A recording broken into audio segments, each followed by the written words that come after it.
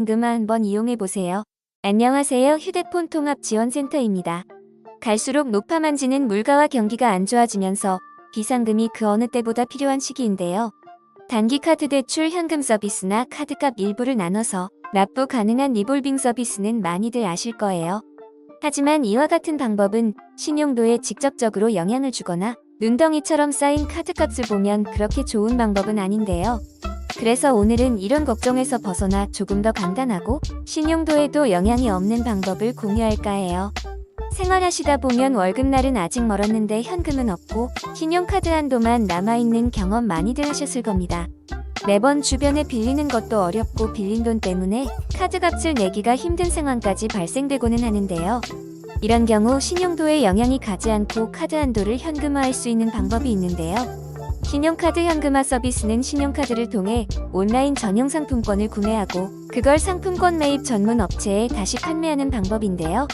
본인의 신용카드 한도 내에서 진행하기 때문에 복잡한 서류 제출도 필요 없고 무엇보다 빠르다는 장점이 있어요. 제가 이 방법을 추천드리는 이유는 바로 이자 수수료입니다.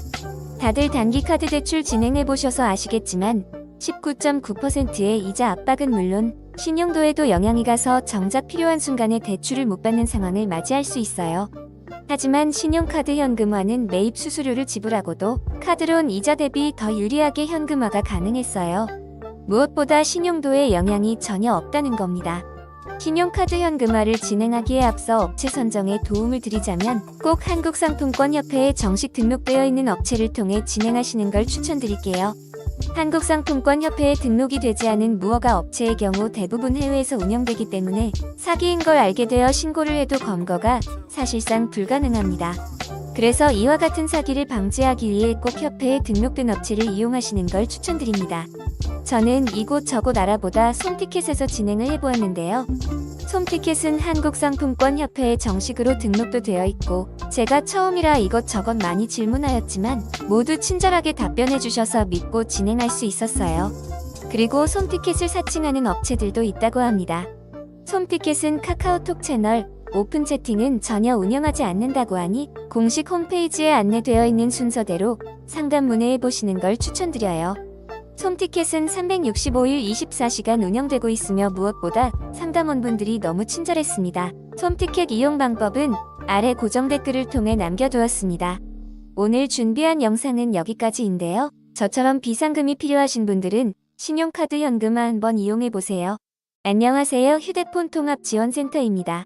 갈수록 높아만지는 물가와 경기가 안 좋아지면서 비상금이 그 어느 때보다 필요한 시기인데요. 단기 카드 대출 현금 서비스나 카드값 일부를 나눠서 납부 가능한 리볼빙 서비스는 많이들 아실 거예요.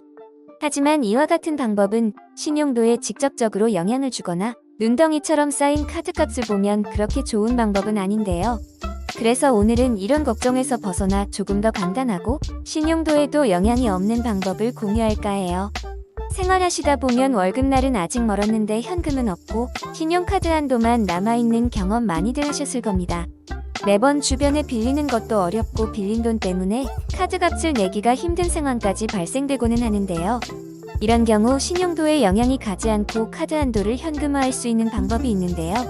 신용카드 현금화 서비스는 신용카드를 통해 온라인 전용 상품권을 구매하고 그걸 상품권 매입 전문 업체에 다시 판매하는 방법인데요.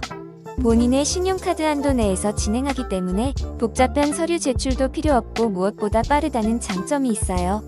제가 이 방법을 추천드리는 이유는 바로 이자 수수료입니다.